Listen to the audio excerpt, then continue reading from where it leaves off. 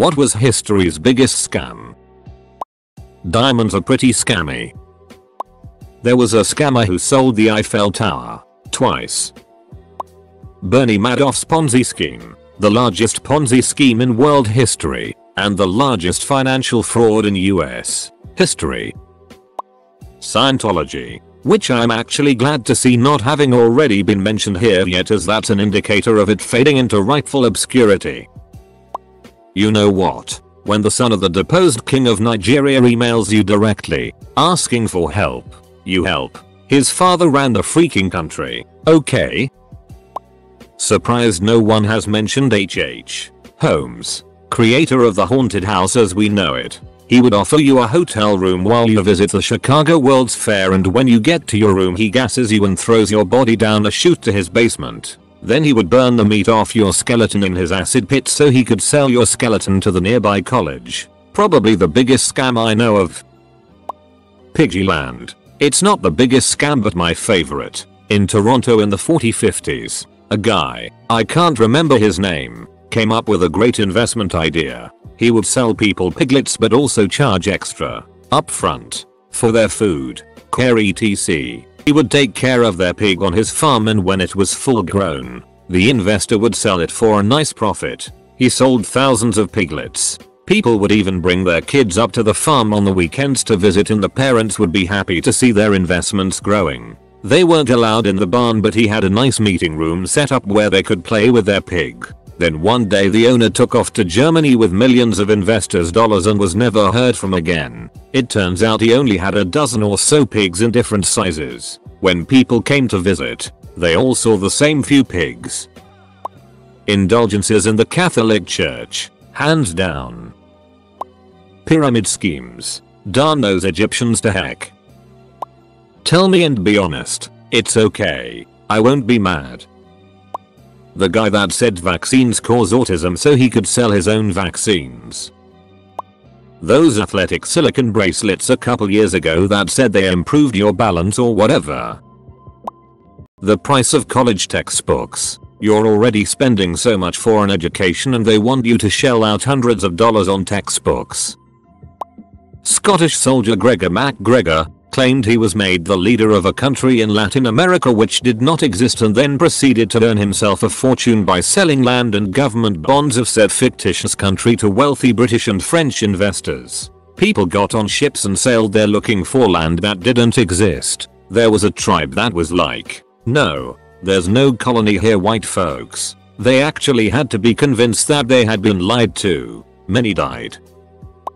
Has anybody said the wooden horse filled with grease warriors?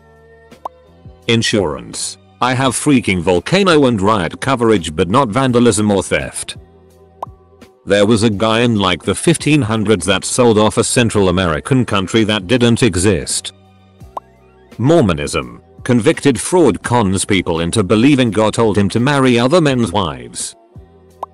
There was an architect in Texas who was given money to build a skyscraper. When he showed the blueprints to the investors, everyone signed off on it, but they made it in inches, not feet. So he built a really small building and kept the difference of the costs. The investors sued him, but the judge said it was perfectly legal because he built what he showed them, and it wasn't his fault they didn't bother looking closer. It is now called the world's littlest skyscraper. The Spanish prisoner. It started in the late 19th century as a scam where a con man would convince someone that he had a friend locked up in a Spanish prison who knew the location of some buried treasure or something similar, but to organize a jailbreak, bribe the guards. They needed some cash now. Then they could all go share the treasure together. Sound familiar? Because it's the ancestor of other forms of advanced fee fraud, otherwise known as Nigerian email scams, 419 scams, etc. Not sure if this counts, but it's pretty interesting. In ancient Rome the fire service was private, so to speak, and the main company putting out fires would only do so if they bought the house from the owner at a pittance of what it's worth. Obviously many would do that or else become homeless, and the owner of the firefighting company became a very rich man. However, there were lots of rumors of buildings of interest to the company being set on fire on purpose, or indeed if it was a slow month business wise, just start a fire. It works. Just any MLM really. Herbalife is a straight up pyramid scheme. The tulip scam was a pretty big thing. It was compared to Bitcoin late 2017.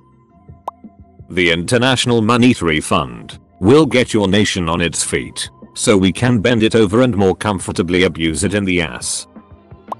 Greenland. If I remember correctly, they named it Greenland do people would think it was warm and come over despite it being colder than Iceland.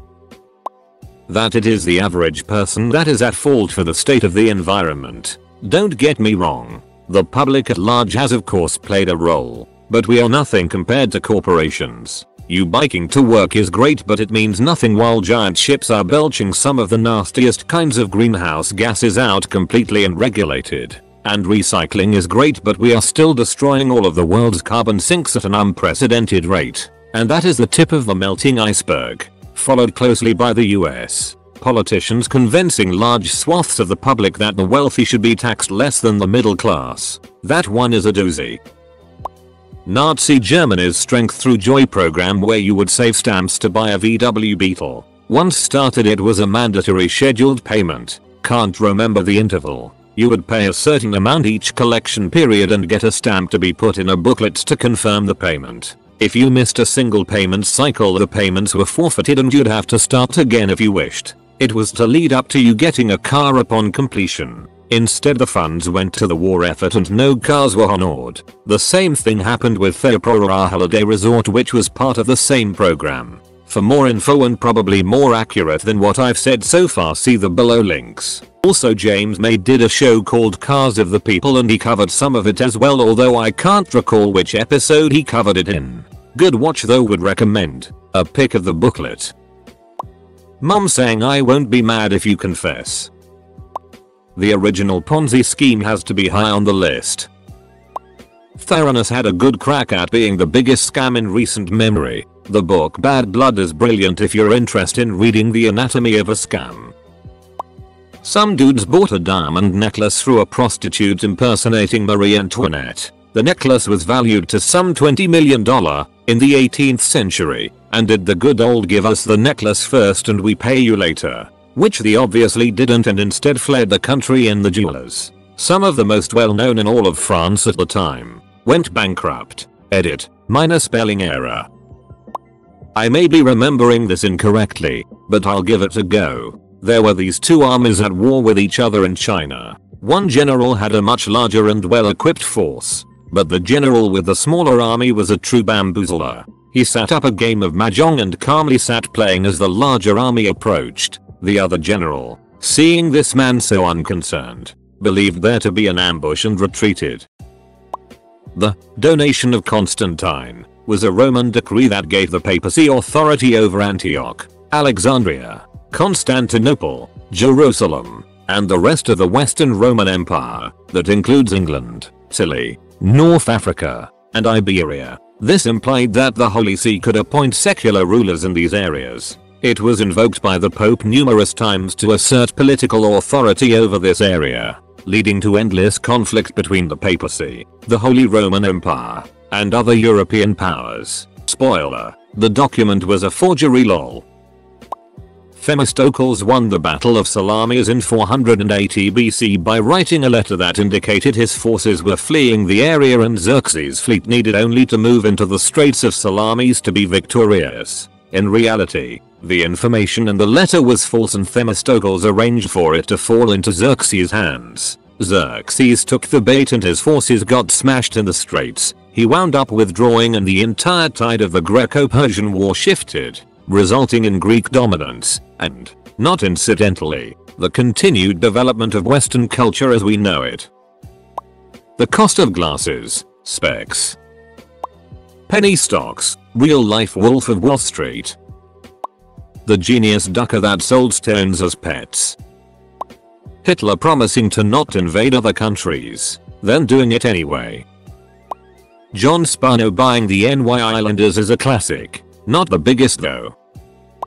The beauty industry has been so gross in marketing and ingredients for pretty much all of human history lol.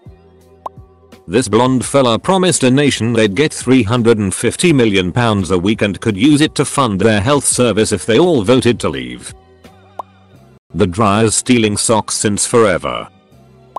That fat is worse for you, sugar. Thanks, sugar industry. How has no one mentioned health insurance and the pharmaceutical industry? That the war on drugs was in any way the government's attempt to protect citizens. British telling Indians that they would be given freedom after the First World War. Car and petroleum and real estate companies convincing governments to pay for roads and spread out cities instead of supporting mass, public, and alternative transportation. The mortgage scam of 08. Regular homeowners saw their home values drop 20 to 40%. I'm no economist, but that had to be one of the largest decline in net worth for millions of Americans. Nigerian princes asking for my help. We never knew what happened to Gavin. A more recent one would probably be Connie 2012. Soulja Boy's new gaming consoles and handheld devices. South Sea bubble. It almost made the King of England lose all of his money. The Bristol Zoo parking attendant. For 25 years he faithfully worked at his job with his friendly attitude and his ticket machine. Then he didn't show up. The zoo was concerned and called the city for a replacement, and the city had no idea what they were talking about. 25 years.